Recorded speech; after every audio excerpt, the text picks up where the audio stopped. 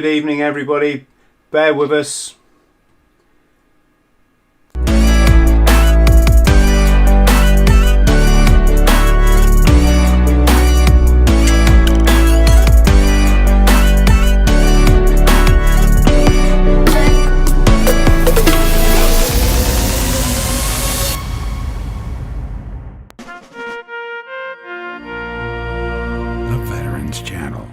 I guess I'm one of these people that likes running. It's always really kept me on the straight and narrow. In October 2018, former British Royal Marine CHRIS THRALL set out to run 999 miles across the United Kingdom to support the Baton charity and raise awareness of issues surrounding veteran mental health and veteran suicide. One day I was sat at the computer and I thought, has anyone ever run the length of the UK? And I came across one guy that had done it, and his story had been written up in a newspaper. I thought, do you know what? I'd really like to do that. Not just for the run. In fact, the run was probably the least part of it. I was more interested in setting myself such a challenge, spending time on my own, and camping in a sort of an idyllic spot every night, or at least that was the plan.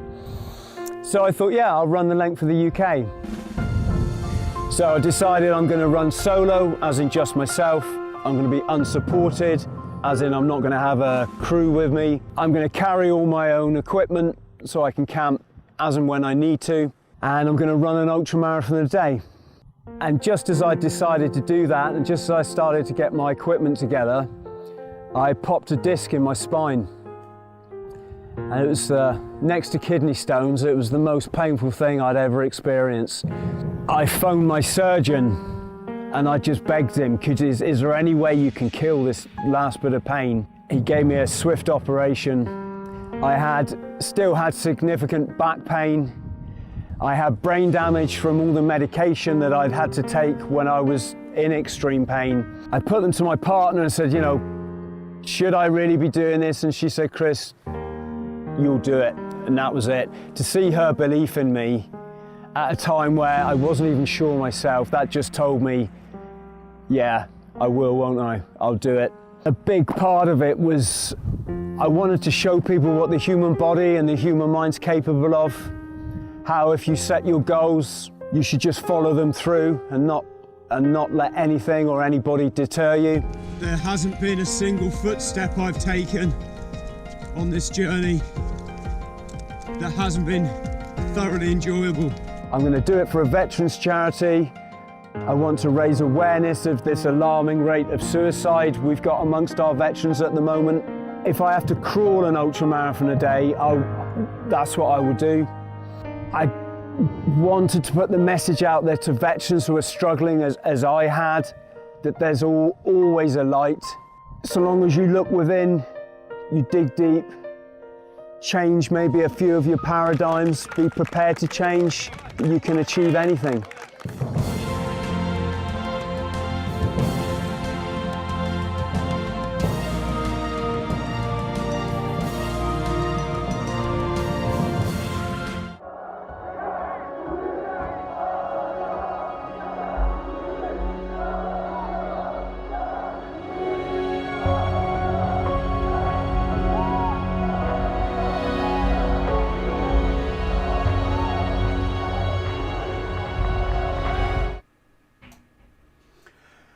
Okay, good evening everybody. My name's CHRIS THRALL. I'm a former Royal Marine Commando. I now spend my time with headphones on one ear. It's thrilling. Thanks for joining us this evening yet again. Got a sensational guest who's come back to join us because Agent Bernie did a full podcast with us before, so I think the link for that is below this live chat. So Bernie, how are you doing? Hi Chris, how are you? Yes, I'm super mate, thank you. Yeah.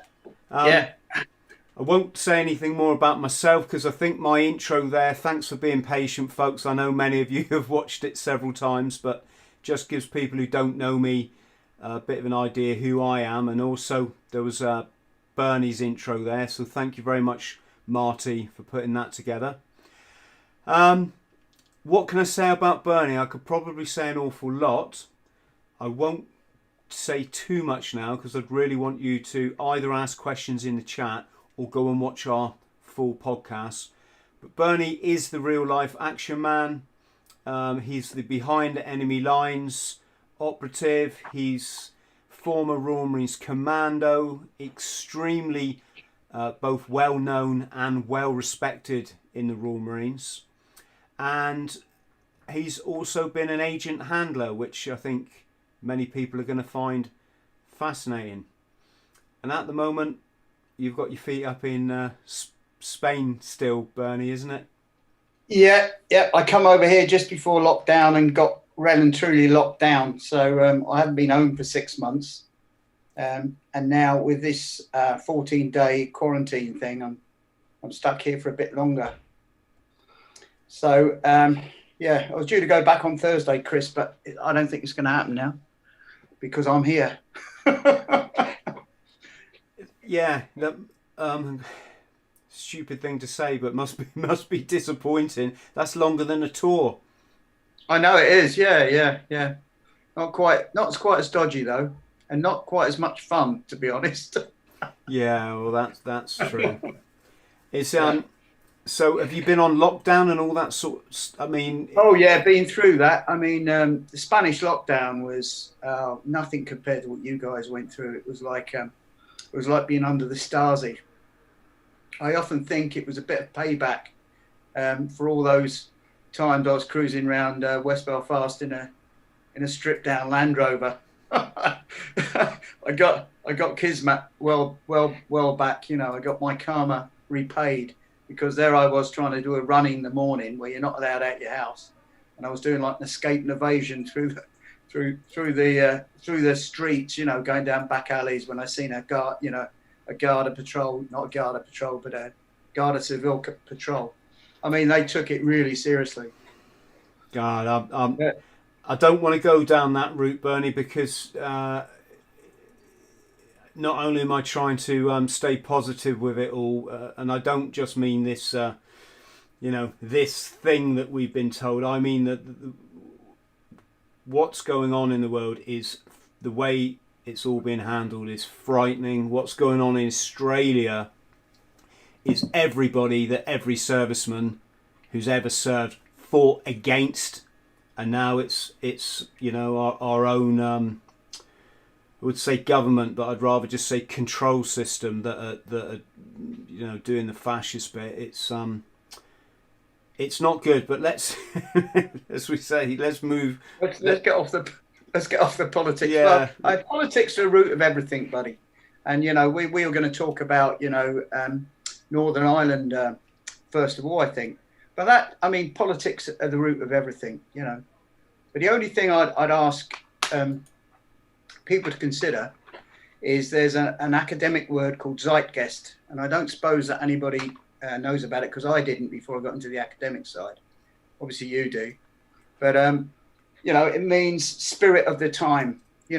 When you look at something that's happened historically, you've got to think about what it was like in 1970, 1971, 1972, when the Troubles really were at their height. And it was a rough place to be, especially because the army at that particular time weren't trained to be with, which was a Western population. I mean, it was part of Great Britain as far as what we were concerned, and even quite a lot of the people there were thought they were part of Great Britain, but there were obviously politics were at the root of that as well. What I'm saying is, you hear stories, and BBC. I watched a couple today actually, about what went on, during what they called the so-called dirty war, with intelligence and everything. I think 90% of that is just made up, but You know, when you think about, you know, what happened in the 1970s, the 1970s were a very different time than 2020, I tell you. You know, Yes. I joined the Marines in 74. I joined in 73. I'd done my first island tour in 74. And at that particular time, the majority of my junior NCOs, senior NCOs, you know, Sergeant Majors, Ruperts, would have been in for the past, you know, 15 years before that. So they would have been to Aden, Borneo. You know, some of them were, you know, in Kenya with the Mau Mau.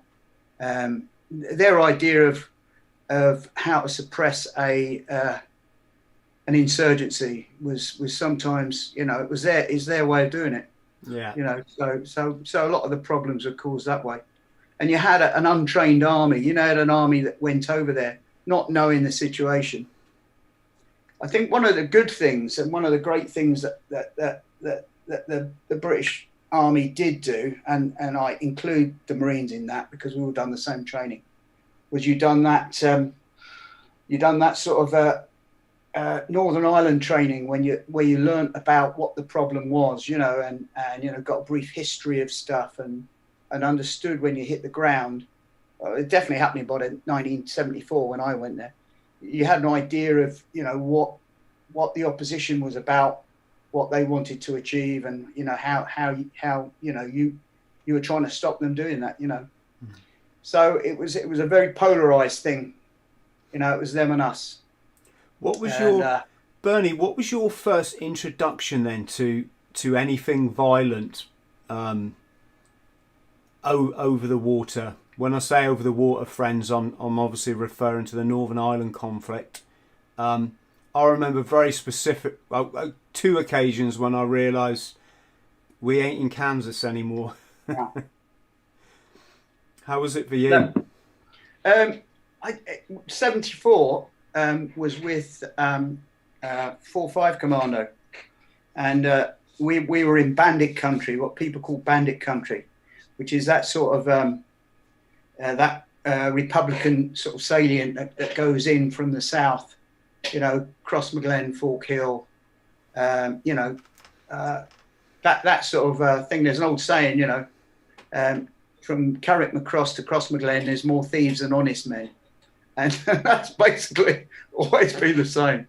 They were rogues. And that was the sort of what they call bandit country. Yeah. The provisional IRA there, it was a shooting war, basically, you know. So not to the extent that the guys had a shooting war where, you know, when they're out in, I was out with them in Afghanistan, you know. I mean, that was proper, you know, going out, getting a contact every day, you know, on operations majority of the time. That was serious stuff. But it was pretty serious for us as well, because you'd probably get at least 2 contacts a week, big heavy contacts. Not an individual, but the company probably would. You were patrolling. You were actually rural patrolling the majority of the time, apart from when you were in Crossmaglen Square or Fork Hill Square or Newton Hamilton Square or Newton Hamilton, and you were patrolling the fields. And it was a proper, you know, it was different, you know, because sometimes you could bump into them, or they could bump into you, and it would just be, you know, a gunfight basically, which we usually won, because the minute we started thinking that they'd have their escape routes and they'd get away. But yeah, it was very, very different. I think the biggest thing that happened to me on that tour is, and the most upsetting thing was, we had 2 guys. We had a 4-man OP group go out on a place called Drummer and the corporal, a guy called Dennis Leach, sort of, he was a veteran from Aden, I believe. He said, look, this is silly. We're going back into a place that's been compromised already, because it was believed that this place was compromised because the army had used it before. And he was, I won't go into the ins and outs, because people are still sort of alive from that era. Obviously, you know, I haven't got that Second World War stage yet, but you know, it could be still upsetting for the families. But 4 guys occupying a bit of high ground, overlooking the Republic, and it's where Gulf 50 actually was built, which was the big tower that controlled that part of the border eventually, that you might have known about. But the guys went in there last light, done everything, you know, as good as they could, I suppose. Anyway, they were sitting on a huge landmine, you know. The OP was divided by a dry stone wall. The guys who were sleeping in the back lived. The guys who were in the front were on top of, I don't know, a lot of commercial explosives. So they were just like scattered over the whole of that area. And then there was no sort of shilly-shallying. Then, you know, sort of no, you know, we'll wait, we'll do this, we'll do that. We just went out and done a company op next day to pick the guys up, you know, and literally extended line and just went up and tried to pick whatever we could up with our 2 mates. So that was the summer, you know, things go off in the summer quite quickly. So yeah, that was a painful experience. I don't know. Having said that, you know, everybody just got on with it the next day. There was no counselling. There was no, you know, there was nobody to, you know, you couldn't go along to the sergeant major and say, you know, listen, I don't feel too good about this. I mean, they've got a great system now. I know in the Marines, when I was out in Afghan with them, you know, they'd have a thing called a trim counsellor, where you know, they come in from having a serious contact, maybe a mate lost, or you know, they had to take somebody's life, and they would then get to talk about it straight away, and that made a big difference. But in them days, I think one of the guys was a bit jittery and went and had a word with the sergeant major, who was a real character. He said to him, listen, he said, he used a swear word, I won't use that, but he said, like, listen, we've got a saying in 4-5, dry your effing eyes. You know, gosh. And that's it. That was his trim counselling, you know, and he just got on, done the job, and, you know, got through the tour. Yeah, it was weird. It was a weird time. Yeah. And I was only 19 at the time, only 19. So yeah, it wasn't a brilliant time. Having said that, I enjoyed the tour. I enjoyed the guys. I actually enjoyed the soldiering, you know, because that's what I joined for. And I think that's the thing with the Marines. You join for soldiering, don't you? You don't join to, you know, do anything else. You know, that's what we wanted and that's what we got. So yeah, so there you go. It sounds a bit unfair saying it, but I thoroughly enjoyed Northern Ireland, Belfast. Yeah, you do. It's like everything else. You don't at the time, you know, it's a lot of it. I think Winston Churchill said that, you know, all warfare is 99% boredom and 1% extreme excitement that can kill you. You know, some of it's mundane, some of it's hilarious. You know, you have the funniest, you know,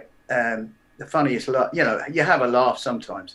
I mean, you know, when you are so wet, you know, we had the famous like 4-5 commando. At the time, mate, it was well before like Gore-Tex and shit like that. But you weren't allowed to wear your waterproofs. The waterproofs were white on one side and like in dark green on the other, but they rustled. So you could wear them, but you'd have to wear them under your combat jacket, okay? And make sure no white was showing because, yeah, fair enough, tactical, and to stop them rustling. So even when it was raining, I mean, you were sweating on the inside before you were wetter on the outside, you know? So, but then when you get that wet, you just look at your mate and you just like creasing laughter because you couldn't get any wetter if you tried, or you couldn't get any more cold, you know, on later tours or whatever. And I think that's what makes the ethos of the whole thing, you know. Yeah, I don't say I enjoyed it, but you know, it was the experience. And yeah, you do have some, and you got comrades that, and you got friends from that particular tour that will stay with you to, you know, for the rest of your life. And I still talk to them now. You know, we talked about your previous guest there, Andy Shaw. You know, I mean, I knew Andy 40 years ago. You know, He was a brilliant bloke then. He's a real super soldier. You don't forget people like that. It's funny, mate, isn't it, to think this podcast, it's saving a lot of stories for future generations, isn't it, that would otherwise have just been lost in time. Yeah, it is, because you're getting it the ground truth. I mean, you can read any book, on Northern Ireland by an academic or by a guy or by a journalist, but he hasn't been there, so he doesn't know really. It's all sort of dry facts and second-hand stories that usually spun up the wrong way. No, it was a rough time, and it really was. And funny enough, the two guys that were that survived that, and again I won't say their names, actually went on to serve in the early forms of what was called the MRF, which was the Military Reaction Force. Because we're going to talk, I think, about the early how the units that were the most successful against the IRA and the intelligence units that actually came about. It is interesting, but you've got to have to use the Zeitgeist thing. I mean, it was the Wild West, it really was. So, Bernie, have I got this right? So, obviously, without sort of talking too much about the political thing, because I'll probably get it all wrong, but I do know the British troops were called in to Northern Ireland. Initially, it was to protect the Catholics who were getting victimised by the. Sorry, we're talking about the 70s. It's when the what we used to call, what was the civil rights movement. Okay, the civil rights movement in Northern Ireland were just. Really, they were being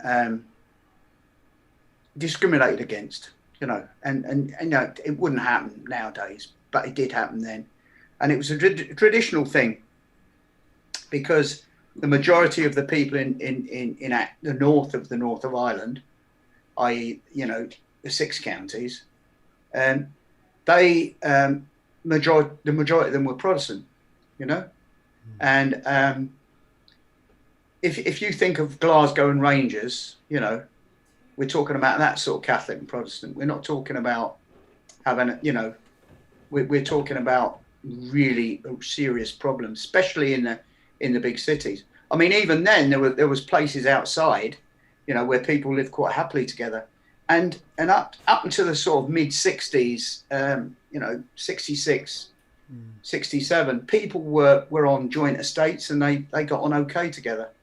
But I think, historically you have to say, the Catholics were discriminated against, especially with jobs, the voting system, and stuff like that. So there was a reason behind it. Again, all conflict really becomes politics eventually, doesn't it?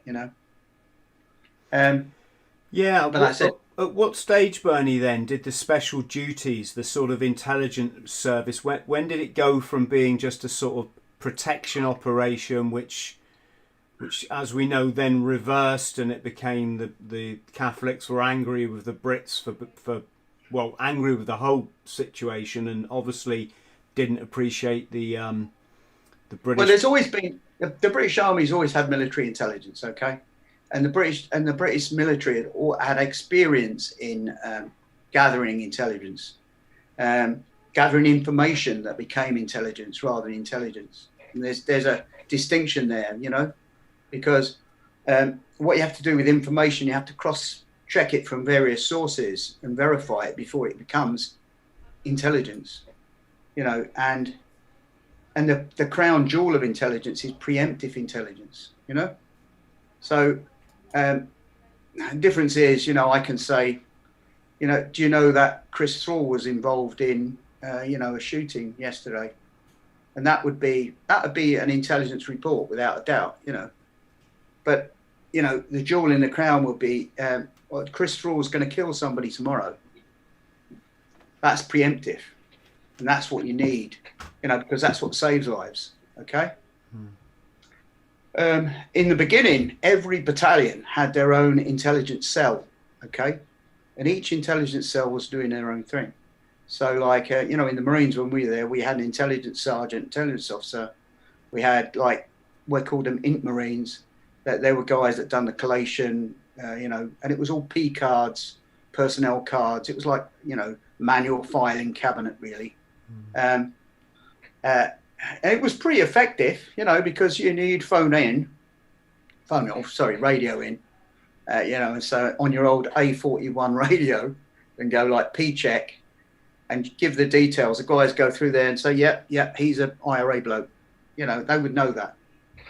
Everybody gathered their own intelligence. Nothing was central. Everything was a bit askew. And really, the person that professionalised intelligence in Northern Ireland was a bloke called Sir Frank Kitson. He wasn't a Sir Frank then. He was General Kitson. Okay, so he was a brigadier. He was in charge of 39 Brigade. It was originally called 39 Air Portable Brigade. So that was the 6th, or, you know, it went up to 10 battalions, but it was the 6 battalions that were in Northern Ireland at that particular time. So when 4-5 went there, it became part of 39 Brigade. So he arrived in 1971. He was an expert in counterinsurgency. You know, he'd worked in Kenya against the Mau Mau, got an MC there. He'd worked against the Oka in Cyprus. He'd worked in Malaya against the insurgency there. So I mean, he knew what he was doing, and he was an academic as well. And the guy was, you know, sort of Oxford graduate, you know, ex-Eton sort of guy, but a smart guy. So, hey, Bernie, can I just interrupt you? And I spoke to Eton. I gave a talk to Eton the other day. Did you? Brilliant. That's good. Yeah, no. Sorry, I'm only mentioning it because I ever in my lifetime think that Eton would send me an email and say, Chris, can you... I think it's brilliant, you know, and I mean, getting off the subject slightly, you know, I was always a bit of an inverted snob when I went, you know, and all the rest of it. Then having served a couple of times, you know, doing various in tasks, you know, when I was working, especially when I was working in South Oman, working with the guards and people like that, and then working with what you call the CAT teams, Kandak advisory teams. We had a couple of guards, you know, things. They come out there for a tour. Great blokes, you know, and they were all from Eton and you know, Oxbridge types and everything. I just thought a great sense of humour, and I wish that I had the basic knowledge that they can give their kids over that period of time, you know, because they get a really grounded education, you know, in lots of different ways, you know. Anyway, so yeah, you know, Eton's good. Yeah, get me down there. I'll have a chat to them. But it was funny, Bernie, because I basically gave it to the two lads that did the sort of podcast that they're then going to go and show to the, you know, the rest of the school or the rest of their year. Yeah. It's actually called the Shackleton Club or the Shackleton Organisation. Yeah, great explorer. Yeah, obviously named after the explorer. And I let him have it with both barrels. Really, I didn't really mean to, but I just believe in speaking the truth. And and I thought, oh my God, they're never going to want me to speak here again. And at the end of it, these two guys were just like, wow, thanks, Chris. Would you come up and actually like speak at the college? And yeah, funny old life, isn't it, mate? No, it is. Yeah. I mean, but I like that. And I tell you what, if I had my time again, my kids turn out brilliantly. I've got no thing, but they're all mainly self-educated, you know, because they weren't in that Tony Blairite thing when you could just go to university to do what you want, really. You know what I mean? Yeah. And you know, I was in the Corps more than I was at home. So you know, educationally, they were okay, but they're a lot better now because they're self-educated, you know. But if I had my time again and I had the money, I'd send my kids to you know, I probably wouldn't be Eton, but only because it's so bloody expensive, you know. Yeah. But you know, schools like Millfield and stuff like that, they're brilliant. They're really good, you know. Sports schools, play rugby a lot. Yeah. I'd send my new batch of kids there, but I'm getting a bit old for it now, mate. I don't think my missus would. So back to the intelligence thing then, Bernie. So, how did it progress then? How did it progress to having what you could call double agents in Northern Ireland? This is it. The thumbnail sketch of what happened. Okay, and Kitson got there, reorganised. You know, basically intelligence in general. And what he decided to do is basically take the war to the enemy a wee bit. Okay, so the whole of the intelligence system in the army was professionalised to a certain extent, and he had this theory. He'd written a book on counter gangs, what he called pseudo gangs or counter gangs. His idea is, to understand the enemy, you must become them. Okay, and that's from Sun Tzu or somebody like that. And his idea was, you get guys from the west of the city that are in the IRA. Okay, you turn them, and they were known as Freds at the time. Okay, and you had this thing. It was a military reaction force.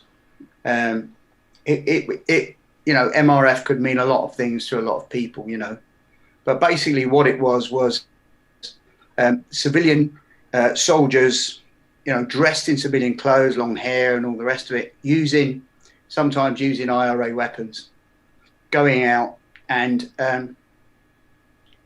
either recruiting these guys, okay, or finding them and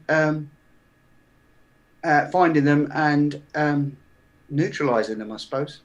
Yeah. And you know, if they had a weapon, if you know, within the rules of the yellow card, you know, remember at Belfast at the time there was guys, you know, it was barricades up and there's guys behind them walking around with weapons. You know, it's hard to imagine that now, but that's what it was like. So these guys, you know, were very, very good. They had certain problems, I think, you know, and I don't want to comment on that. And all I will say is, like, the MRF then split into two different things when it was disbanded after about 18 months. One part of it went to a thing called 14 Intelligence Company. Okay, and 14 Int was the first surveillance based unit that just done surveillance. Okay, and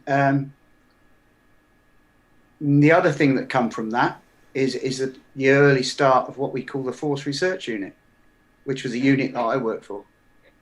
And the Force Research Unit was the agent handling unit. So out of that, the MRF, there was the springing of two different organisations. Okay. Now the DET probably you know, had a brilliant reputation for, you know, hard surveillance. You know, being able to go anywhere that the RA went, and of course, you know, Force Research Unit along with the Special Branch, you know, and Box, MI5,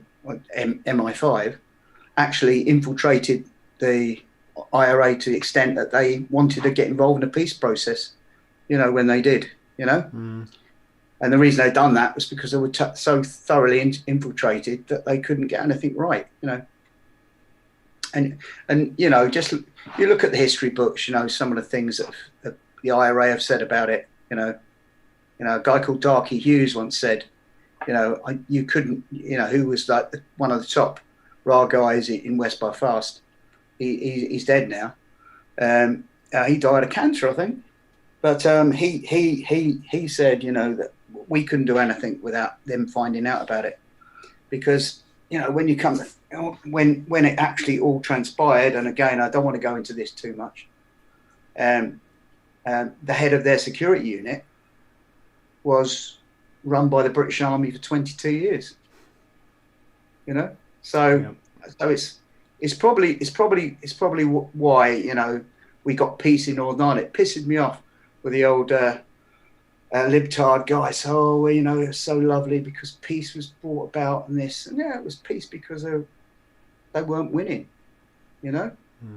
And the IRA might be a lot of things, but they're not as fanatical as ISIS or whatever, And they've got families, they've got things. They might be nationalist in their way, but they're not, they're not super stupid.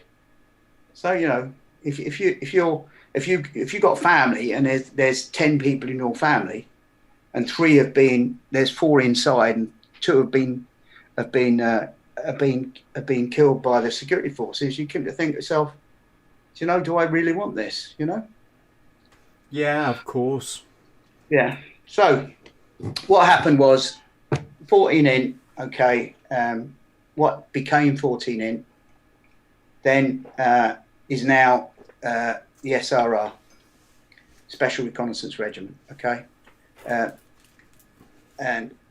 So we were discussing between ourselves, what's the difference between a special duty soldier and a special forces soldier, okay? A special forces soldier is a supreme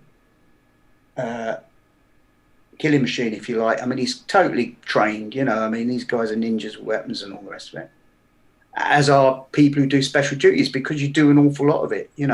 That's what your training is. And both units were trained by the regiment. Yes. So it was all similar stuff. But a special duty soldier has a specialist task. As in, you recruit and run, informers within terrorist organisations, not only the IRA, but the UDA and all the other, affiliated, stuff around, So that was it, where it sort of goes a bit scrub. And of course, the SAS, and in the SAS, that troop of guys who were over there, there would have been, 3 or 4 SBS guys there all the time anyway. The majority of special duty soldiers, either from the intelligence corps, quite a few paras, well, really every cat badge, to be honest. I served with RAF guys and stuff like that. So it's not only, because Marines and paras find the physical side of it easier, they've obviously got a higher pass rate than other guys, A big underrated organisation is the intelligence corps, because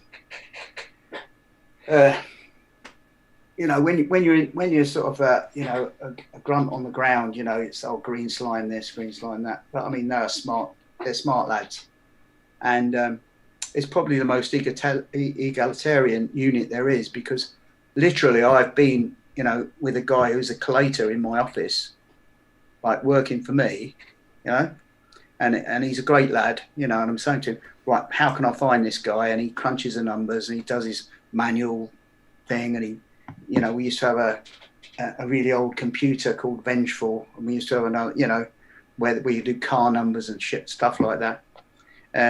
And he would give me an idea of how to find somebody. Well, that guy now is a full colonel in the intelligence corps, He was maybe 10 years younger than me. So now he's like in his 50s and he's in full colonel in the intelligence corps. So, because everybody in that unit is smart, they're all educationally, up there, you know.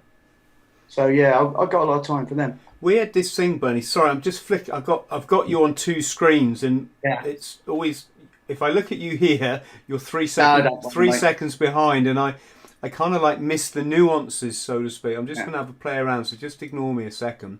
Yeah. But Bernie, we had this thing when we were patrolling Belfast, and I'm sure you can enlighten us on this.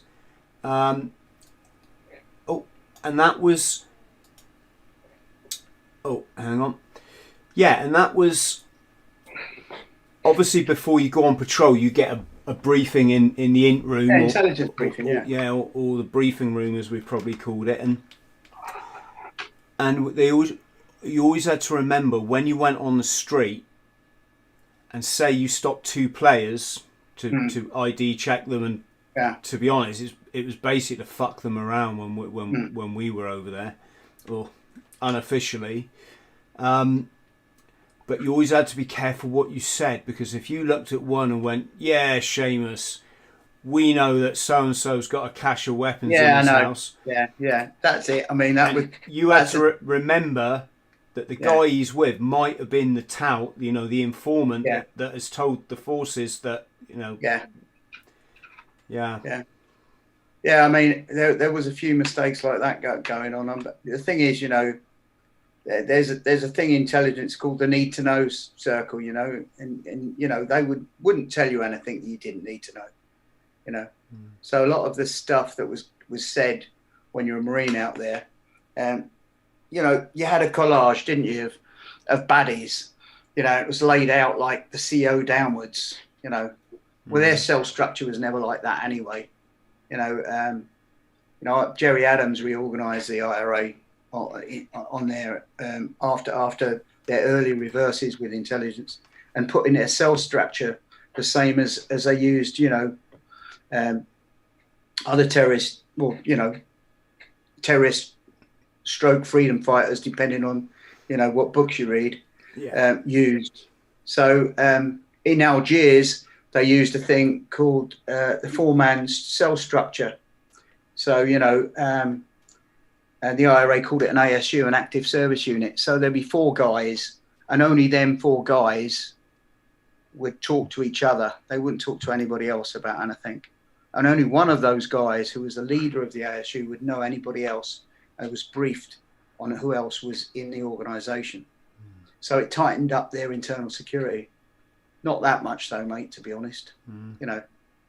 Because in the early 70s, it was like a battalion. They called it battalion structure.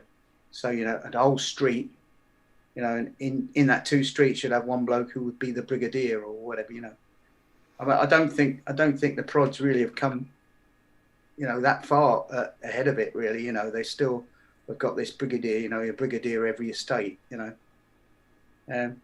that's really pissed me off, because if I'd have been in the IRA or something, I'd been a brigadier.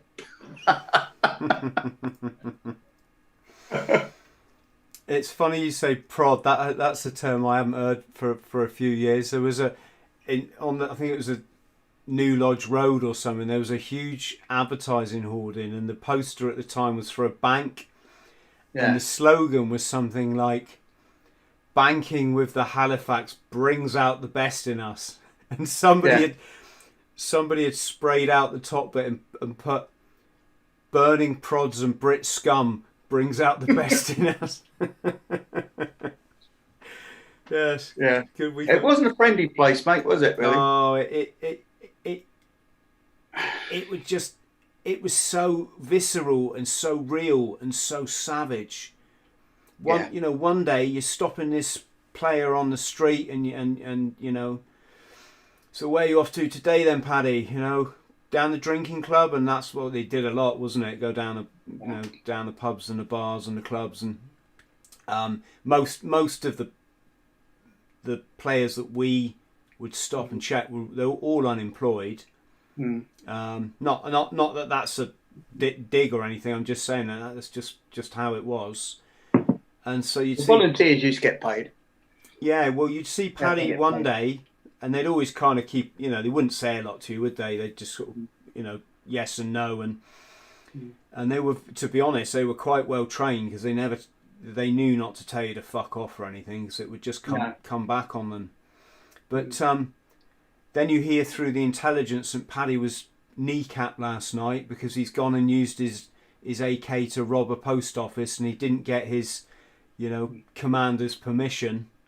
And then you see Paddy the next day, he's on crutches, and it, as I say, this is real. This is a major city in the UK where there's this guy, he's fine one day, the next day the IRA have put him up against the wall, blown his kneecaps out, and the guy comes out of hospital 3 days later with his It's a strange thing when you talk to people. I mean, I've been involved in quite a few, war zones, and Northern Ireland being my first one. It was not really a war zone, was it? It was like a low, what Frank Kitson would call a low intensity operation.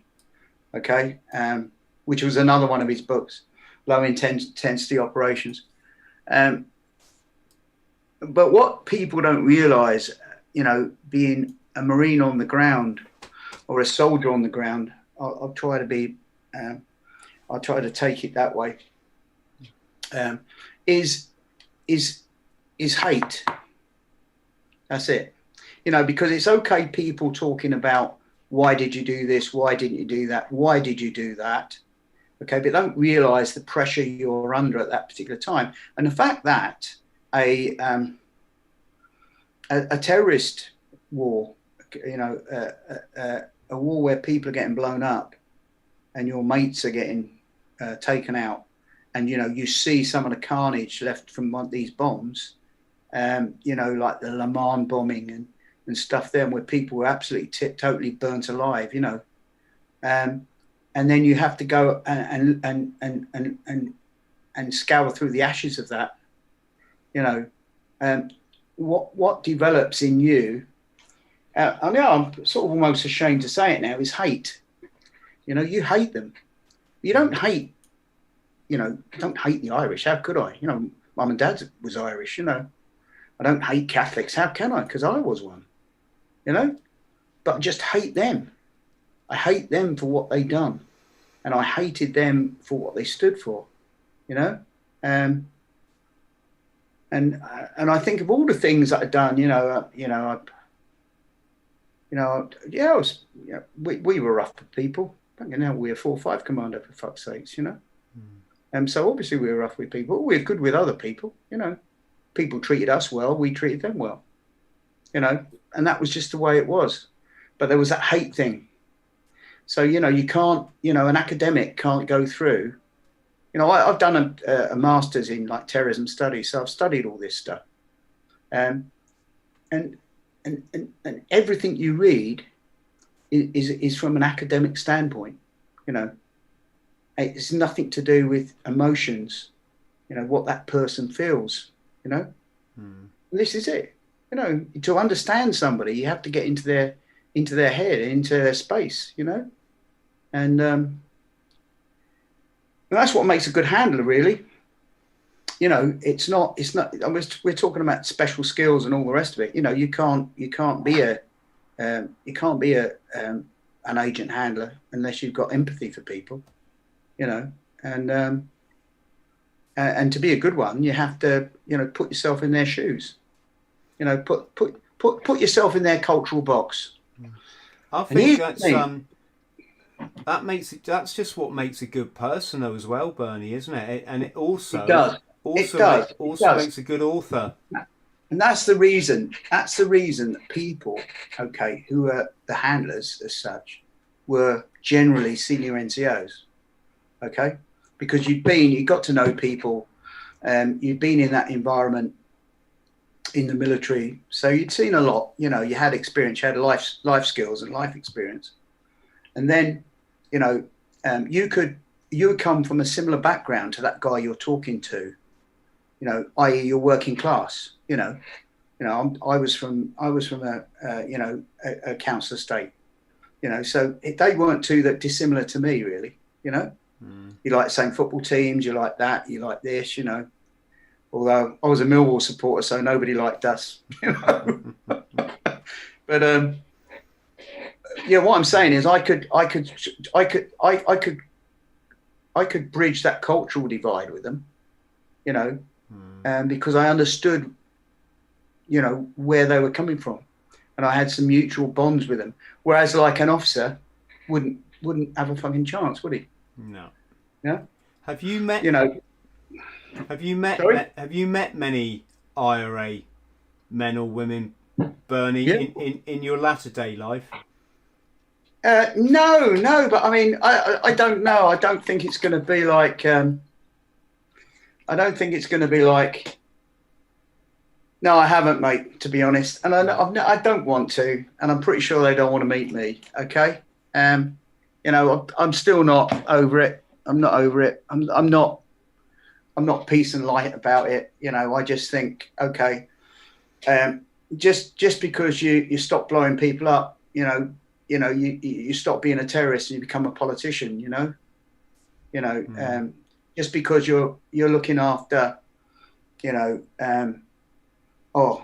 got a great problem today because the town hall needs fucking repainting or something. That's your major problem. But before, their major problem was, who do I kill today? I don't think people change, and I think they're the same thugs and the same villains and the same horrible people, but they get now a wage from the government. Yeah, basically. I think I should point out, only through doing my podcast, that I just when I was talking to Spike from Veterans for Peace, they're in touch with the IRA veterans that are now for peace. Yeah. I think Pat McGee is the gentleman's name who was responsible for the Brighton bomb, the one that took out was at the Tory party. Yeah, no, but see, I couldn't live in myself if I'd done that. I mean, if I'd have put when I was a young man, if somebody had said to me, right, Bernie, here's a job for you. I want you to put this fucking bomb into this pub. It's full of people. There might be kids there, there might be women there, there might be this, there might be that. Okay, I wouldn't have done it. I wouldn't have done it. And I was a pretty rough little lad, but I wouldn't have done it. How can you justify it? Yeah, and I've heard all the counter arguments. I've talked to people about this. I've talked to raw men about this, and they said, "Yeah, but you bombed the Germans during the war." I said, "I didn't particularly fucking bomb the Germans during the war." I said, "I know what you're saying. You're saying it's okay to kill civilians, collateral damage, as long as you do this." I said, "Well, that's shite, isn't it? Because they're not. They're just normal working class people like you." The thing is, they're indoctrinated with utter hate from before they. They would say the same about us. Yeah. This is it. Every argument has got a counter argument. Okay, and and I'm talking to people that much. I can almost think what they're going to say. Just talk to people for 5 minutes, and then you'll know what their answer's going to be, and then you can tee up your response. And but it's not morally. It's not. Killing people isn't morally justified. And as a serviceman, now as a Royal Marine, and we talked about Andy when we were in the Falklands. And when he was in the Falklands, I didn't go.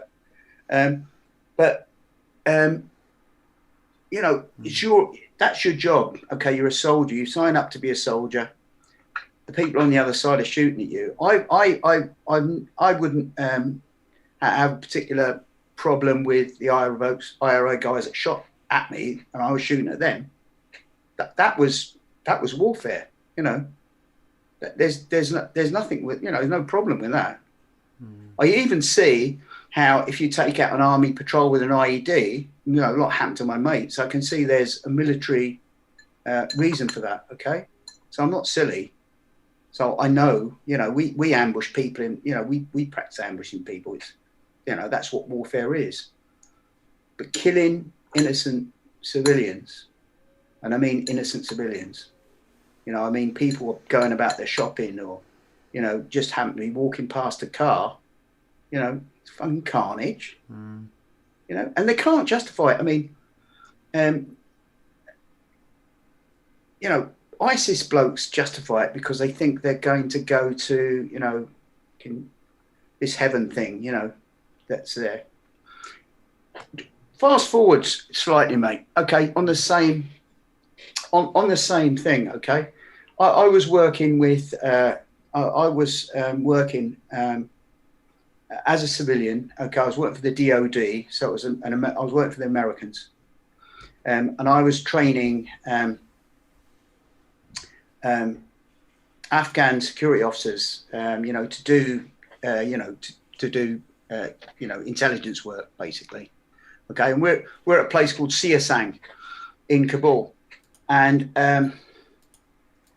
while we were there, 3 of our colleagues from the American side of what we were doing, no, working with the Afghan SF, were totaled outside Siasang, little street.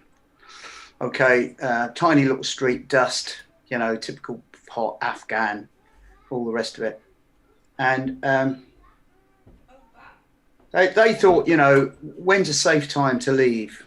You know, when's a safe time to leave? Well, you know, obviously the safer time to leave is when it's just after sort of, you know, before the call to prayer, you know, when people are going to, you know, the shops are open and all the rest of it, you know, say 4 o'clock or something like that. That's the best time because it's crowded. So no normal person will want to blow up a load of people, okay, just to kill you. Wrong. Because that's how they got took out, you know. And there were school kids. The school kids, little girls' school, just turned out. Okay, so there were 7 school children killed as well as these American guys who were friends of ours. I thought they were a legitimate target, really. I mean, as far as the Taliban are concerned, you know. Yeah, and I was a legitimate target. And I couldn't get into their heads, you know, why they would do it when school kids were there, because it was a remote control thing. And then one of the Afghan intelligence officers that we're training said, well, you don't understand it. I said, no. He said, well, they think, he said, if they kill, if that bomb goes off and they kill the foreigners, you know, it's worth it for them kids, you know, because they will go to heaven anyway. So they're actually improving their life by exploding the bomb. So that had a twisted ideology that they justified that action with. But where was the ideology with you know, the Christians, with, you know, one side or the other, you know, because the prod's done the same, you know, not to that extent, but, you know, like, how do they justify it? Do they think all the people they killed went to heaven? I doubt it. It was just a fucking, you know, collateral damage, you know? Mm. So it's a very dark, and it was a very dirty war, mate. You know, there was a lot of stuff went on. They called at one stage, one of the journalists had come out with a great phrase. He called the triangle of the SAS, you know, 14 and the Fru, the unholy trinity, which I thought was a great term. You know, we loved that, we really did. You know, the Fru, you know, gets slated. You know, there's been loads of stuff on the BBC. You know, how we were all colluding with the prods and a load of shite. You know, we were running prods as well. Can you explain Fru for our friends at home, Bernie? It's a force research unit that became a joint support group. You know, I work for both organisations, and there's still people like that in the British Army now, still in intelligence corps guys, and it's still, you know, a joint thing. It's nothing. I'm not telling you anything you can't. I actually Googled it today, you know, and it comes up. So you know, I'm not giving away any sort of national secrets here. But, you know, when we were doing our job, the main priority, as far as we were concerned, was saving lives. You know, so we weren't there to try and ambush people or try and kill people or whatever. Okay, sometimes that happened, but you know, the main thing was, you know, you keep the guy that you've got running, okay, and you try and keep him alive, and you also try and keep people around him alive, you know. It's strange, and I really hate the way that you know, everything is twisted against you know, anybody that done anything like I done in Northern Ireland, you know, or anywhere else on this earth, you know. I mean, at the end of the day, you know, I know I was justified morally for what I done, you know, and I can sleep okay at night. But if I'd have put a bomb in a, you know, and against a hotel and caused a firestorm that killed fucking 18 people, you know, or people were celebrating a dog grooming thing. I don't know. I can't remember what it was anyway, but it was something innocuous like that. You know, just normal people going about their normal jobs, their normal nightlife, you know, having a cup. My fear, Bernie, is that if I'd grown up, like, I know how impressionable I've been through my, well, I still fucking am, you know. I still make utterly stupid, you know, mistakes. Unfortunately, at this age, they're not that as big as they have been. I mean, I've done robberies, I've done fucking loads of drugs, I've you know, I've really hurt people. And had I grown up in that bitter, twisted environment with an old man that was fucking brainwashing me from 2 years old, I would probably, by the time I was 16, be that little twat putting a bomb in a pub. But can I just say, the only reason I'm saying it is, I would hope once I saw the light and realised the atrocities that I'd done, that people would forgive me, you know, that because otherwise you've got to kill yourself, haven't you? There's no, if you can't be accepted back into society, there's no. There's two ways of looking at it, mate. You've got to rationalise it. I was once talking to my company commander. We were going off to Crossmaglen. It would be my second tour there, and I was with 4-1 Commando at the time. I was in a thing called F Company, best company ever, mate. Okay, and we had, I won't say his name because I know you'll only delete it anyway, or it's live anyway. But this guy was, well, you know, he was a really, really good company commander, and he went on to very, very mega senior position. You know, I mean, you couldn't go much higher than he went. His name was Bob, and I was having a rant and rave, you know, I hate the IRA, I hate this, I hate this. He said, no, the thing is, he said, stop, he said, and think what would be happening if you'd have grown up, you know, in West Belfast, or if you'd have grown up in, you know, Crossmaglen, you know, because you are the sort of person that likes, you know, you want to be a soldier, you want to be that, you know, you're trying to prove yourself, and all them things that go through a young person's mind, you know. You know, you probably would have ended up. And I said to him, never. But now looking back, I know I probably would have done. I'm not disputing that.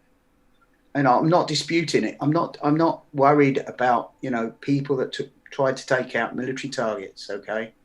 But it wasn't that. It got dirty, you know, it was soft targets. It was blokes in front of their kids. It was like, you know, the UDR lost nine people in Tyrone, you know, nine guys over a period of about 6 months. And,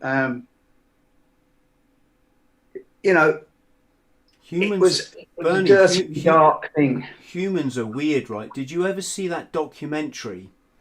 Right, I'll just try and summarise it. I might be a little bit wrong, but basically a director went out to Cambodia to interview all the former, like, prison guards from Tuol Sleng torture, you know, the Tuol Sleng torture centre, and the people that had been in the Khmer Rouge that had just been executing. For anyone who doesn't know, you know, in Cambodia, was it Pol Pot, wasn't it? You know, put out. Yeah, we wanted to take everything back to a rural, where no education, no nothing, you know. And they fucking tortured people. They did. They killed thousands. Hideous. To save on ammunition, They'd swing the toddlers against trees to bash their heads in and this kind of stuff. Doesn't even think, yeah.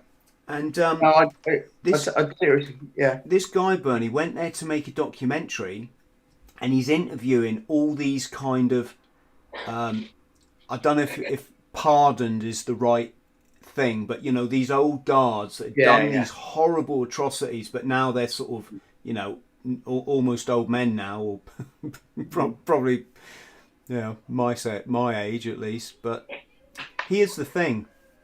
He went there expecting them to be like, oh, I'm so sorry and this kind of thing, and I was young or whatever. But when he started interviewing them, they started getting off on telling him all their torture methods, and it just became this bizarre.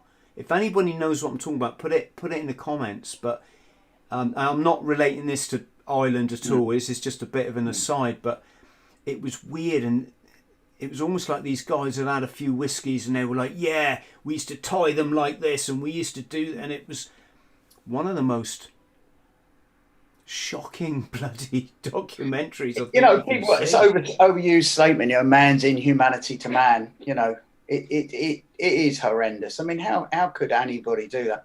I've just been reading a book, Armageddon. It's by Max Hastings. And it's about the fall of Germany, really, from sort of D-Day onwards. And mate, some of the stuff that went on the Eastern Front on both sides, and what the Russians done coming into Germany on that side, and some of the, you know, stuff that our side, you know, like Americans and us done, you know, horrible, absolute horrible. You know, because, and that's it. I mean, you look at it, you read it, but then you've got to put yourself in that guy's position, okay? You know, and it's horrendous. But unless you keep that moral compass where you know that you can't rape, you can't kill, you can't do this, you know you can't live with yourself if you've done it. You know, once you've lost that moral compass, once wars rip that out of you, then you're just a fucking killing machine, aren't you? You know, and it's horrendous. Never happened in Northern Ireland, of course. You know, I mean, it didn't. You know, nothing like that happened. You know, some people, you know, I've heard some stories, and I just go, oh, you're having a laugh, mate. You know, seriously, because some of the books that have been written, crap. Absolute crap. You know, blokes being snatched and buried, and that. Well, the Ra done it. We never did, you know. Jesus. How long would the insurgency have lasted if you're allowed to do that? You know what I mean? And you had the people to do it. Majority of people I know wouldn't have anything to do with that, you know. Yeah, I'm sort of a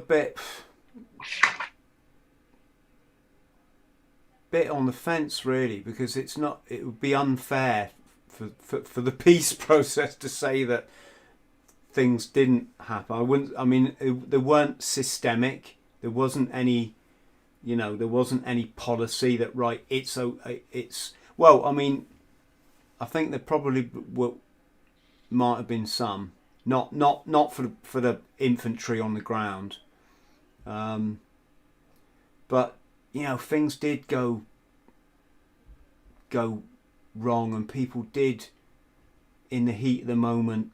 I mean, look at I don't want to say the chap's name because it's not fair. He's probably a completely, you know, I don't want to say rehabilitate, it's not the right word, but there was a famous incident where if you, for people listening, if you work in Belfast or Northern Ireland, you know joyriding is the biggest crime over there. Kids nicking cars, basically. You know, I haven't heard of that for a long time over there now. Yeah, I'm sure it's changed. But you get these 13-year-olds, they'd find a car they could nick, all their mates would pile in, and they would burn around the city, knowing that if the IRA caught them, because the IRA obviously considered themselves as the local police force, if the IRA caught them, they'd kneecap these kids, right? if they went through a checkpoint, of course they the soldiers have rifles.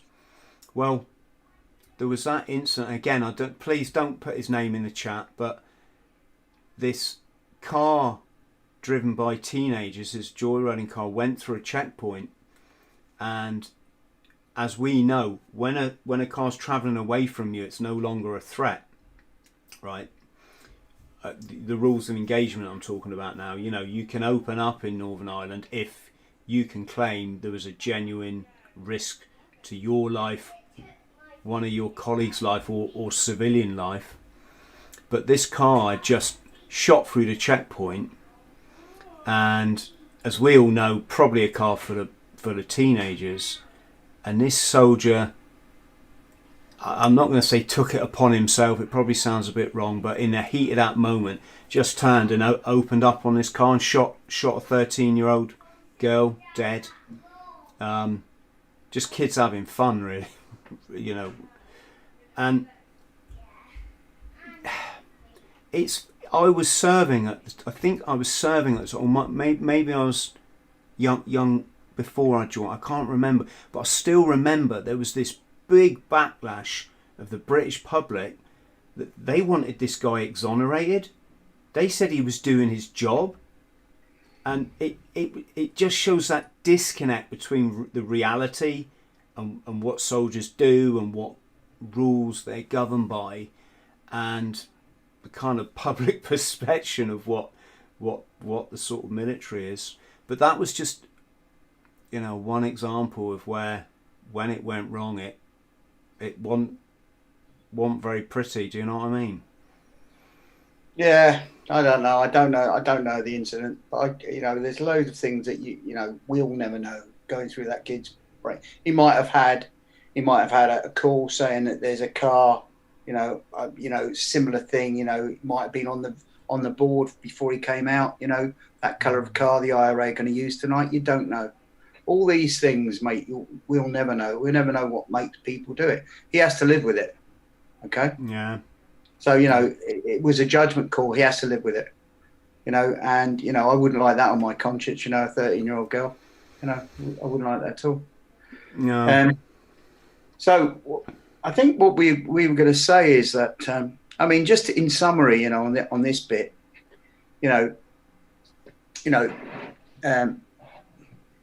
the idea was to gather information, to get intelligence, and it was drummed into me in training that the main thing is to keep things, running. Okay, so you didn't want your source killed, you didn't want anybody killed. If there was various ways of stopping an attack without having to shoot the people that are going to do it, we could have took them out. I don't know, lots of times. But then what would have happened? That source would have been blown, or it's far better to put extra patrols on that night, or put an extra couple of VCPs on the road that they're going to use, because the road they're going to use, so the scout car will turn back. Loads of different things. In actual fact, there's people in Iraq now that we've saved their lives, okay, which is really strange. Because we were looking long term. Okay, now what happened? The short-term tactical advantage, okay, wasn't what people were after. They were after the strategic. Yeah. So, what is the point of doing that? We had at the end there were sources, being in the IRA that were run by the Army, they were run by Box, they were run by the branch. And the branch is a fantastic organisation, because they lived amongst them and they understood them. They understood people, especially with on the prod side. So the whole thing was to get a strategic advantage, to get your guy up there until, maybe he's working with Sinn Féin, maybe he's a politician, and I think that might happen. And again, that's open source. Yeah. Yeah. So, just short-term tactical gains are no good. Okay, you've got to think strategically if you're going to do something. And that is where we always make a mistake. Well, we didn't make it in Northern Ireland. And then basically my jobs after that have all been taking that template. Obviously when I finished, I'm talking about 8 years before this. Last 8 years of my, second career were either in Iraq, involved in the human thing, or in Afghanistan, involved in the human thing. And that template that we developed over that period of time was a template we used there, and it worked. It did work. That's one thing that Brits are good at, doing it for the minimum, using the minimum of resources, doing it as well. Did you spend much time on the ground yourself undercover, Bernie? Were you like a guy, with a pistol in his jacket, or? Yeah, I was, but I wasn't. I probably had one of the least glamorous jobs. Okay, because if you're going to talk to somebody in, I won't say that, in a hostile environment, like a village in South Armagh, okay, the chances of you, okay, being able to sidle up to somebody and chat them up in the local pub, or try and meet somebody sort of, to talk to them, it's not going to happen, is it? So what we had is I went out in uniform, and I talked to people in uniform because that was the easiest way. It's safer for me and it was safer for them. So a lot of stuff that we done was I was, whatever unit was there, I wore their cap badge, or combat helmets were brilliant. Didn't have to cut your hair. And on the covert side it was handy. So you'd take them from that stage, and then you'd run them and you'd run them in a military. You'd run them dressed as a soldier. Okay, so they knew where they stood, basically. I've just got to say thank you here, Bernie. Thank you, Spiritual, for the contributing to the channel. Thank you, mate. Another question for you, Bernie. Sorry, you finish, and I've got another one locked and loaded.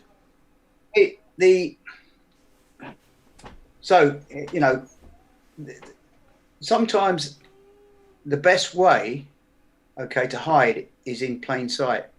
Okay. Yeah. I think towards the end, the people knew who I was, but that helped. So, because people would be able to come to me, and I stood up at VCP and they know exactly who I was and they talk to me. Okay. So it worked in my advantage, to my advantage, other guys in doing my job in the big cities, they had a more glamorous time probably. But we used to take that, and then we'd be covert in South Armagh, driving around, picking people up and doing stuff, and we done a good job there, mate. I mean, the FRU was a very effective unit, and it hasn't really got the recognition that it deserves in the lives that it saved, because the mainstream media aren't interested in that. They're interested in all the mistakes you've made. They're interested in all the horror stories, and they'll massage that up and they'll make shit up, basically. I mean, I've looked after media security. I've looked after the BBC, so I know how they operate. They're the enemy. And they're decent. They're decent enough people. They've got their own things, but they all come from that little part of London where they all sit around on dinner parties and discuss stuff and think they know better than anybody else. I tell you what, I can see problems coming, because people are getting so pissed off with it. Really, you can't sing Rule Britannia, you can't do this, you can't do that. What's wrong with being patriotic? I mean, I'm not a fascist. I'm not I'm proud to be British, and I've served with black lads and Asian lads, and they're proud to be British, and I think That's what I think it is. You know, it's not the colour of your skin; it's whether you want to be British or not. So, you know, that's where I come from on it. Yes. You know, and I don't think there's anything wrong with, you know, loving your country. I don't think there's anything wrong. You know, I love the Queen. You know, not too keen on anybody else, but I do. That's it. Yeah, I think when you see the agenda in play to destroy us all, then it just becomes apparent why all this stuff's happening. I don't know whether it is, mate, to be honest. I mean, I just think it's just got this PC shit that's just gone mad. It really is. Because listen, the majority of people are like us, you know. You know, the majority of people are just normal. You know, they're not interested in some of the crap that's put on the bloody mainstream media all the time, and nobody trusts it anymore. You know, and when you know you don't trust the BBC, that's you know, you can't because they spin everything their own way. You know. Yeah, when you realise who owns the BBC, it's obvious why. You know, it's owned by satanic sociopaths who fucking hate us, and people, they don't see it, Bernie. You know, they don't see it. The BBC isn't for you guys listening and watching. It's against you. They're trying. I sort of I see where you're coming from. I'm just, you know, I do read a lot. You know, I make my own decisions about stuff. I'm not big into conspiracy theories about stuff. I just think history's history. You know, things happen. You know, they're written down. You know, but thing is, you know, it's the old George Orwell thing. You know, the people that own the present own the past. You know, and the people in the present write history. Yeah, and sometimes, you know, you can own history, and they're trying to change our history as we go. You know, I mean, you know, you can't do this, you can't say this. This is wrong. You know. Anyway, should we get off the subject of politics before we get banned from YouTube? Yes. Yeah. I wanted to ask you, Bernie. I remember when I was serving my time out in Stonehouse, and I won't say a name, but we had a colour sergeant there, and someone told me one day that he was undercover in the province, and he was driving along on his own, obviously in civilian clothes, with his 9mm in his holster, as you guys used to wear them, and he only drove into an IRA checkpoint. Yeah. So, you know, what did they call them? We were bricks, weren't we? They ASU, wasn't it? Active Service Unit. Yeah, Active Service Unit. Yeah. So there was an ASU had sprung their own checkpoint, which the IRA used to do because they wanted to check up on where was it? I'd be a liar if I said I even remembered which part of Northern Ireland it was in. But the RA hated the sort of special duties guys. Well, obviously they hated, you know, the SAS because, you know, called an awful lot of them, but they hated special duties guys, you know, especially guys from the Det and us, because you know, we were always, you know, you actually train with thousands and thousands and thousands of rounds. You know, it's like in the Corps, it's like when I was in, it was sort of SLRs and stuff, you know, and you had your range day and everybody zeroed their weapon in. And the only time you done any decent shooting was when you were going to Northern Ireland, and it was Zoot sites, and they were quite good, you know.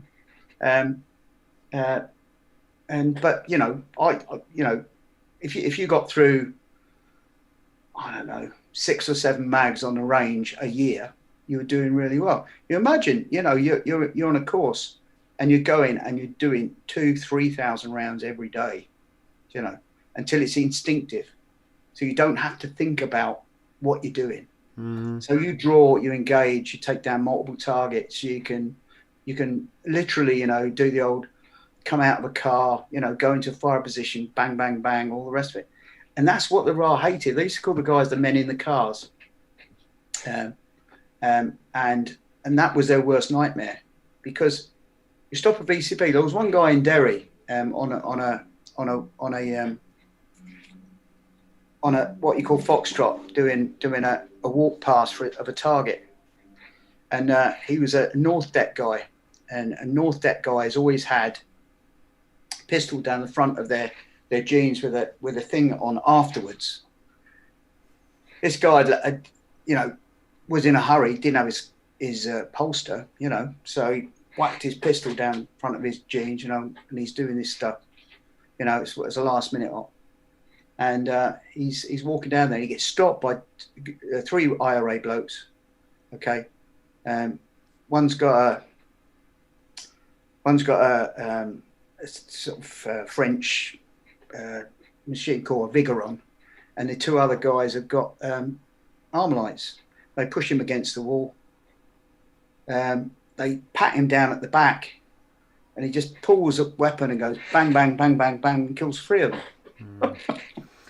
That was what I was coming on to. So this chap, who was a colour sergeant by the time I knew him, or I knew him from the barracks. I know who you're talking about, actually. But allegedly he pulled into this IRA vehicle stop, just opened his door, pulled his pistol out, and shot all 4 of them dead. That was the. Yeah. I think he killed 2 and wounded 1. I think the other guy was okay, but and he drove in through, then went to this police station and said, like, just tagged a couple of guys down the road. So God. yeah, I mean, there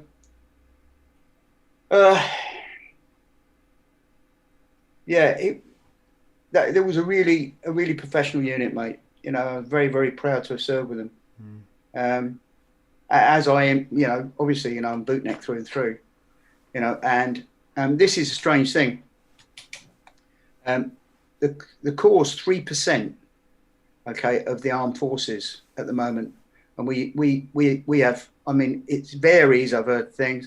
50% of special duties and special forces are bootnecks, okay, and probably quite a few paras in there as well, because that sort of initial start, that first 36 weeks at Lympstone gives you such a great foundation for anything you're going to do afterwards. Because by that stage, what it's like to be hungry, it's like to be cold, it's like to be fucking really pissed off, it's like to be so overcome with laughter that you can't stand up. You have to go on your back like a dead ant. You just it's by the time you got through training, you're more or less ready for anything. I mean, you were talking to my mate there, Duncan. About he went straight from training to do shaky boat stuff. To do selection, and he's a mate of mine as well. But that just shows that if you can get through training, you can get a good start at anything, really. Yes. I think probably for SF or especially for anything, my sort of stuff, you need a good few years in, because you need to build that experience up and to be able to relate to people. So Duncan was unusual, wasn't he? Going straight from training. I think it was 2 of them that went. I think maybe 2 or 3. I don't know. You'll have to ask him, mate. I know he got through, and he done very, very well. And I think he was like 20 or 19 at the time, 20 or something, 21. But I wouldn't talk about other people's war stories. I'm going to leave that one for Duncan. Okay. Bernie, I'm just looking at the questions here, because I'm aware of the time. You've very generously given us an hour and a half already. Should we take some of the guys' and girls' questions? Yeah. I'm just going to take the first one, because it's from Connor. Questions: any advice on joining the Royal Marines today? Connor, you want to join a parachute regiment, mate? More handsome, much tougher training. Drizzy, as SBS, was it more doing things? So you taught the SBS unarmed combat, Bernie. Yeah. Was their role more like doing ships raiding rather than anything ground based? No, it's exactly the same. It's just exactly the same. It's a Sabre squadron. Okay, so they'll do the same thing. They'll do the same role months that you know, B squadron, D squadron do. You know, you got C. This is from my time. You know, an M squadron. M squadron will look after maritime security. They'll be the guys, you know, looking after ships and stuff like that, ship boardings. There's also a thing called, you know, 4-7 Commando now, which used to be our Camacho company. They have now got a whole, you know, unit that just does that. I'd say if I was a young man now, okay, and I wanted to start again, this is the most exciting time ever to join the Royal Marines.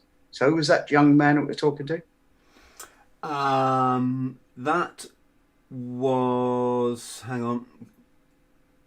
If you keep talking, I'll find the name. Right. Okay. Well, the thing is, at the moment, with the Marines, it's going to be brilliant. Okay. So the present sort of commandant, I can't think of his name. I don't know. I've actually seen the guy. So basically, what's happening is that the Corps now is getting a new role, and the new role involves 2 new ships that are being built, and they're called littoral ships, and that's not as in literal; it's littoral, which means from coast, from raiding from the coast. Okay, so they're trying to sort of get back to the original idea of commando troops. So what they're doing is they're going to be very much like the US Marines have got a thing called MARSOC. So it's like a junior SF, if you like, you know. So they support the proper SF. So they're going to be tier 2 SF. And they're getting new uniforms that distinguish them from other people. They're keeping the green beret. The commando dagger's changing, so it becomes a Fairbairn Sykes Mark 1 dagger. Okay. Commando flashes are changing. They're going oblong like they were when they first 70 years ago when they first started. They're getting a new weapon system. They're getting the C7, okay, the Canadian C7, which is actually, when I was sort of around, that would be the SF weapon, you know. Is that 5.56, Bernie? Yeah, 5.56. It's an M4, mate, basically, but it's made in Canada, okay, by a company called DiMarchio or something. Anyway, don't quote me on that one. But basically, it's a great weapon system. All the various sights and bits and bobs. It's an exciting time, mate, to be a young Marine now. You know, they've got specific tasks now. You know, they're going to be the actual troops are going. You know, a troop used to be like 30 guys. A troop now is 4 4s, you know? Wow. 16 guys. So it's a super multiple. And that would be operating, to be able to operate independently. And to make it operate independently, there's drone technology, there's drone ships, there's drone resupply, you know? So you go and you tap your, you know, I don't know, we'll say your iPhone, probably won't be, your military equivalent of an iPhone, and a drone comes in with all your kit, you know. It's absolutely amazing, you know, and if I had my time again, bang, I would love it, I really will. So, yeah, I'm saying that. The Parachute Regiment, very dear to my heart, you know, I've got some really good mates in the Paras. But they're spammed. They get fucking they get real shit sometimes. Because you know, there's not enough airplanes for them to parachute. So you can pass P company and you can wait like 18 months before you get a parachute course now. I think it's scandalous. You know, it really is. It's not just scandalous; it's a complete lack of identity for the guys, isn't it? You know, right? No, well, but they pass P company, so they're paratroopers. There's nothing on it. I mean, that's hard. I mean, it jump scores up. You know, I've parachuted. You've got to let them have a jump, though, haven't you? You know. Yeah, well, they might get balloon jumps. I'll tell you what, mate. Listen, I'm talking about something. I'm talking about old information. This was like, you know, a couple of years ago. I don't know what it's like now. It might be better. But I know they don't get the support they need, you know, because they're like the black sheep of the army, really, you know, in some ways, as far as like the hierarchy are concerned. Although they're brilliant soldiers, you know. Yes, of course they are. You know, you ask any Marine who he'd want to fight alongside, and he'd say a para any day of the week. Yeah, but they are ugly bastards, I must admit, though. That's the only thing. Yeah, and they're crap at drinking as well, aren't they? Yeah. One pint wonders. Oh, mate, we're going to get so much crap. That's you, Alex Reid. Actually, I spoke to another very wonderful man today, former para. Yeah. Chris Lewis, who's walking around the UK to raise money for SAFA. So, folks, stay tuned for that one. You don't want to miss it. He's a really nice. He's a really I mean, nice I got guy. the great respect from him. I'm actually a member of the Parachute Regiment Association in Northern Ireland, mate. Seriously, because we used to have a joint association.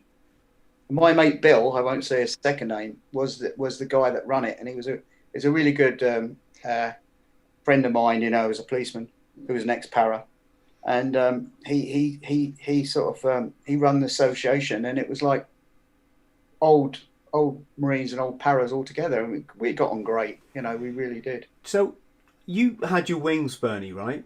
Yeah. That's a real.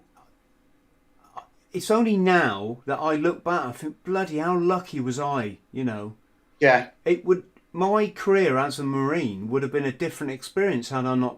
I did 2 jumps course. You know, at least I did two balloon jumps. The first course was cancelled after that because of the Gulf War. All the Hercs went out to the Gulf. But then I followed it up with another course, and the second course I just rang up and asked if you got any spaces on the course, and they're like, yeah, we've always got spaces. So I'm like, can I come up on the next one? Yeah, just come up. So then I just went and put my chit into my company commander and got it signed, and off I went. I'm only saying this for people listening because there was this kind of unwritten or this sort of law, or I'm not even sure of the word, I'm a crap author, but there was this theory in the Marines, let's call it, that para courses were rare as rocking horse shit, really hard to get on. And the first one we got on when we were ship's Marines, we just called up and asked, and the second one I just called up and asked. But looking back, not only was it undoubtedly the best course I did in the Marines, just such great fun, but it almost seems funny now to think there's Royal Marines that have their whole career and they weren't para. It would, like, I'd look at my woolly pulley and it would seem sort of empty, you know. Yeah. Well, you know, it's not everybody's cup of tea. I mean, like, I was in 40s Recce Troop in 1976, and we were. I was due to go on a para course. And then we got another job to do with Northern Ireland. You know, it was like the start of the COP thing and all the rest of it. I won't go into details about that. But, you know, basically I didn't get the course. We've done other training. And I finally got my para course when I was on, I'd done my final jump on my 40th birthday, okay, on the 5th of November, 25 years ago, all right?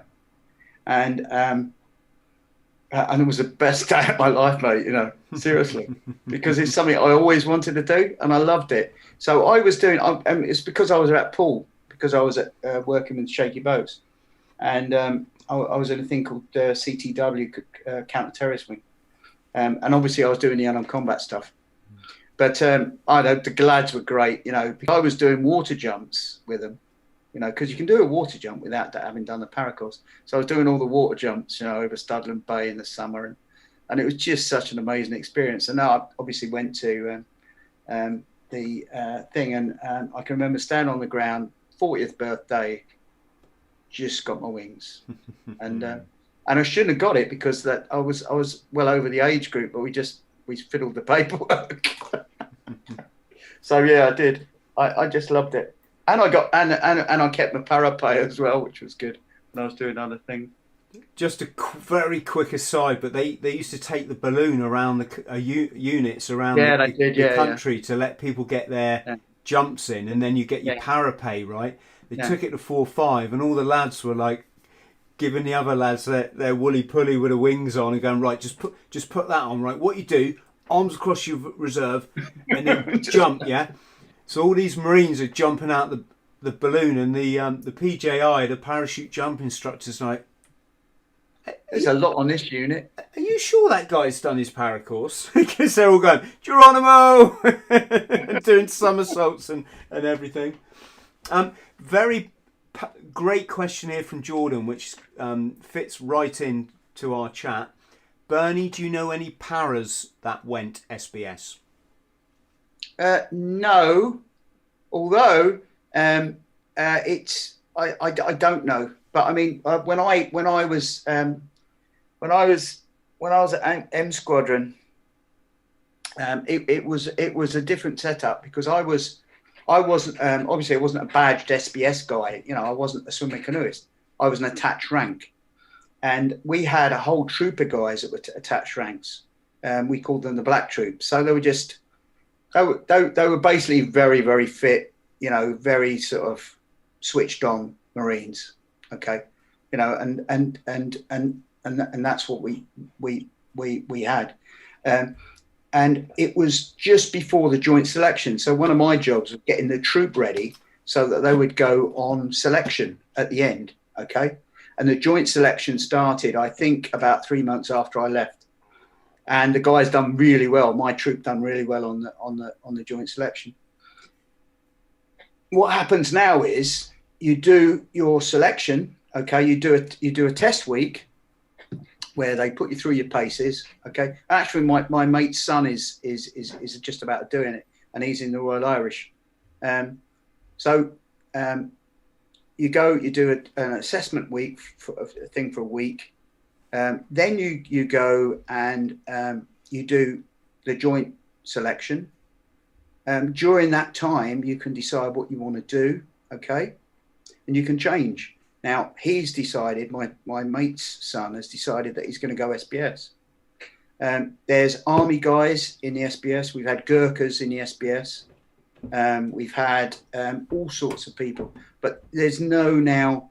there's no bar on anybody from you know who passes a joint selection to join the SBS, because the SBS thing, once they've done the joint selection, then they go off and do all the dive stuff and the canoeing and all that sort of stuff, and that was really the basis of the original selection for shaky boats. Yeah.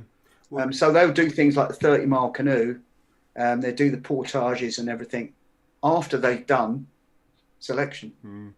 Well, Dean Stott, who came on the podcast, he was, believe Dean was 5'9" commando, and he joined the SBS. Yeah, there's lots of 5'9's are fucking excellent. Sorry, I'm swearing too much.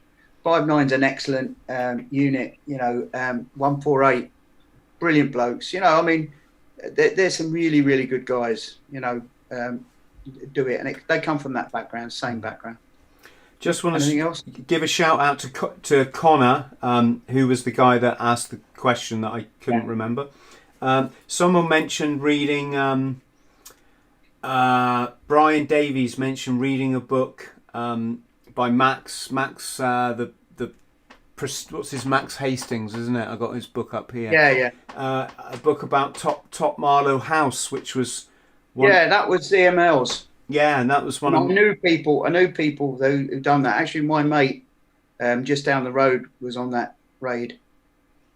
Yeah, Des Wassell led it, didn't Des he? Wassell was on it. Yeah, he was my Tell you what, a legendary guy who used to be my troop sergeant. Oh God, what was his name? Oh God.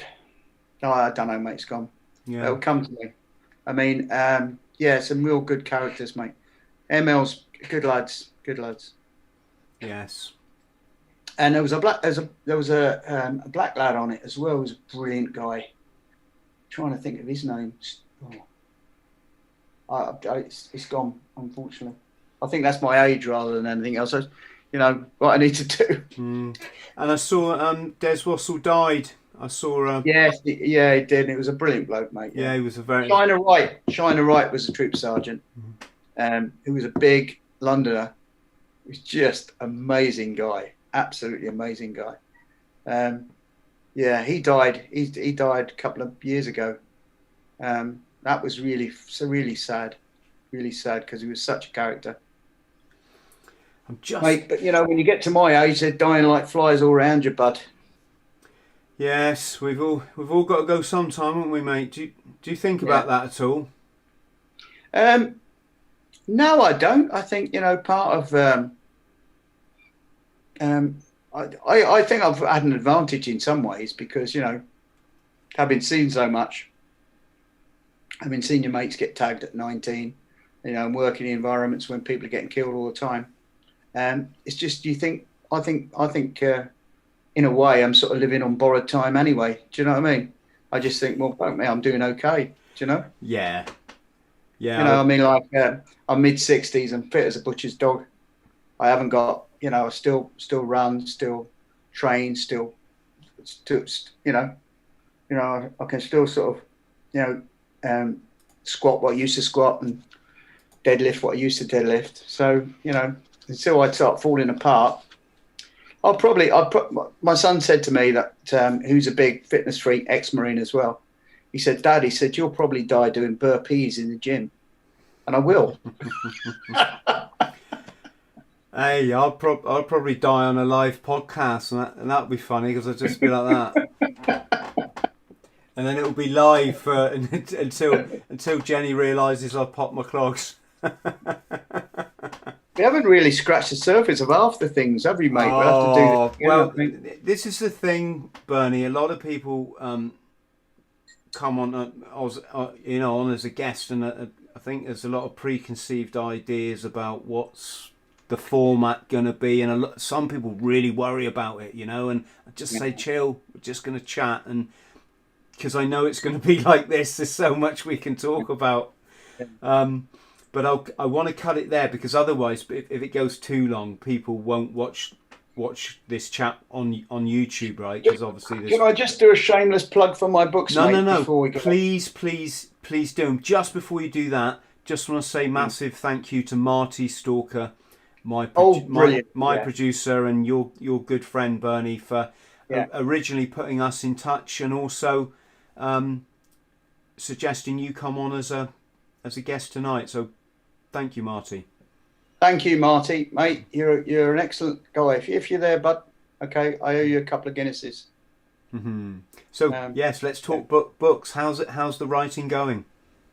Yeah, my third book, mate, is in draft form now. And that, you know, once you get it in draft form, then I'm sort of going back and trying to add more elements to it. It's quite a process. I don't write quickly anyway. It takes me a good year to do a book. The other two books are out. It's a trilogy. It's about an SF girl, okay? A female who is a captain in the Inc Corps. She leaves the army under a bit of a cloud. She goes on to what we call the circuit, which is what I worked on for like 25 years, which is like the name we give to military companies, military security companies in London, Bodyguard, in all different types of stuff like that. So it's that sort of genre. The first one is the first book covers a hostage extraction from Iraq, because I worked in Iraq. It's all, you know, as it was, you know, similar things have happened in that particular book. It's not fact, it's faction. So it's sort of it's adapted. And then the second book is it's got a great central theme, mate. You'd love it. It's a bit spooky. It's like she's under threat. They're trying to kill her, but also she gets involved in a CIA plot to do a rendition on a British subject that has come back into the country. I'm not going to say anything more than that, but I get great reviews from the books. And then the third one, it's going to be brilliant. It's like it involves new characters, involves London, it involves drugs, it involves gangs. It's the same characters that from book 1 and book 2, and they all ends up with an SBS task to protect a ship against a nuclear bomb, a nuclear device, a stolen Pakistani warhead that somebody's stolen. So that, I mean, I read it, I think it's good. But no, I was saying this, I was literally saying this to, was it Duncan? Yeah. Or was it, I can't remember. Sorry, apologies to my guest. But I was saying, no, as an author, you've got to be good. Otherwise, you can write books, but you're not going to sell them and not people going to read them. But B, you have to know that you're fucking good. If you don't know you're good, then you're probably a bit shit. when I started writing, cause I read a lot of books, on various things, because I love reading, I really do. And when I actually got into the stage where, I had time to write a book, I thought, I'm going to write a book that I'd like to read. And what pisses me off with books is when they get things wrong, like the weapons or the tactics, or it can be a brilliant book, and it's like second chapter book, second paragraph, chapter 5, and all of a sudden the guy comes out with something, and you go, oh my god, I can't read this anymore. Shite. And I know that's me because I come from that sort of background, and it'll be the same for you. But the guys sell the books. The only other thing I want to say is that at the moment Amazon aren't stocking my second book. They've run out. It's called A Falling of Angels, but you can get it on the Troubadour website, and also you can get it on my website, which is www. Just see if I... W.T.Delaney, author. Yeah. Okay, yeah. Sorry, I thought I'd put it under our video tonight, but I've got your Facebook and I've got your Amazon, A Shadowing of Angels. Oh, brilliant, yeah. But that's the first one. Troubadour. Yeah, it's Troubadour. And your website, which is just W.T.Delaney, is it? W.T.Delaney. Sorry, W.T. WTDelaney.com. Yeah. Yeah, it's a funny thing with books, mate, I'll tell you, because in my novel series, which is former Navy SEAL, it's not your usual bang, bang, bang type thriller. I wanted to get a bit away from it and have a bit of humanness in there, and not just all the killings and Kalashnikovs and sexy Russian agents and this sort of thing. But I interspliced 5 stories at the same time, and I tell you what, and they're not all like massively huge, but the trouble is, like, people don't get it. I don't mean like everyone. What I mean is that when you get a certain amount of feedback I've got is from people going, yeah, but there was just like this plot. What happened to this person? And the irony, Bernie, is it's because it's so bloody clever. Yeah. If you didn't get it, and it's. That's the problem, mate. When you intertwine plots, I mean, that was a book. That was a problem I had with one book that I'd done, which I've had to split into 2. Actually, A Falling of Angels is half a really big book. So now I'm working on the third one, basically because although it read quite well, it had too many plots in it. It had like 4 different plots run at the same time. And you think, I thought it was clever, but other people read it and said, well, mate, there's just too much going on. So I split it up. Yeah, my subplots, Bernie, were more like kind of almost like snippets of what was going on behind the main story. Basically, it was about a television. Yeah. Because my protagonist, Hans Larsson, he's on his yacht one day and he smashes into a container and he sinks, ends up in a life raft, right? But what I did is I told the story of the television that was in the container from the factory in Japan all the way through the the Filipino crane operator that puts the shake on board the ship. Then it washes overboard in a storm, and I don't read my own books, so I'm having trouble remembering what's in it. But basically, I just had this little backstory of the television, and it wasn't supposed to be, you got to really use a lot of brain power. But anyway, and it's just the way it is. But the second book, I knew I'd nailed it. I just knew it was so. And when you think, the way I write is I think of the twist at the end first, and when I've thought of it, then I just start and pay, and I don't write notes, or I just start writing. When notes come to me, I put them at the bottom of the manuscript. Yeah. Just make like a crib list, and then I just write. And it's like I said, you know when it's good, because it's something. Mate, I look forward to seeing it. You must tell me the name of it, mate, and I'll I'll if you have you got a Kindle at all? Is that? Yes, of course I have. Yeah. Well, I'll ping you a couple of Kindle. Well, you can have all my books, mate, on Kindle. As can anybody who joins the Patreon for £2 a month. I tell you what, the other thing I would say is that I find writing very cathartic. I can sort of it relaxes me. Yeah. Yes. The drift, the trade. The drift and the trade, folks. So I do that. I sort of I find it very, very cathartic. I actually, I can write a couple of chapters and I sleep really well at night. I think you're getting rid of that stuff. You're getting rid of all that stuff that's in there. My mum used to say to me, she's an Irish woman. She used to say, Bernie, she said, and if you can imagine a sort of a Kildare accent, Irish, she'd say, your head's full of mad dog shite.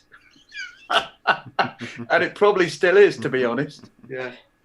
Anyway, I really appreciate being on, mate. No problem. Just Bernie, just stay on while I do all the I'll put my outro on. But so first off, massive thank you to you. It's an absolute education. I hope for it certainly is for me, and I'm probably think I'm speaking on behalf of our wonderful subs as well. So thank you very much, and obviously we're going to speak again in the future if that's okay with you. Yeah, great. I'd love to. I hope you can escape from España at some point in the near future. Well, mate, I'm coming back in a couple of weeks anyway, because I just need to get on with my life. I love it here. It's okay, but it's holiday home. It's not where I live. So no. We'll see how it goes. Good luck, mate. And to cheers, mate. Everybody at home, massive thank you as always for. I can't hear you. Can you not? Hang on. Right, I'm going to keep talking because I can see myself speaking. Everybody at home, massive thank you again for watching the live chat.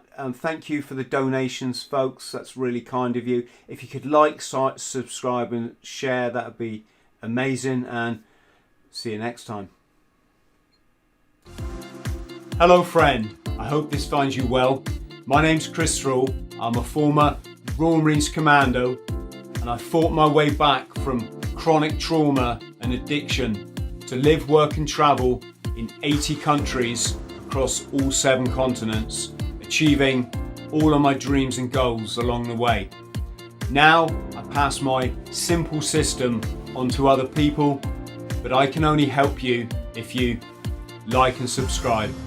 So please do so, because you get one life, and if you live it right, one is enough.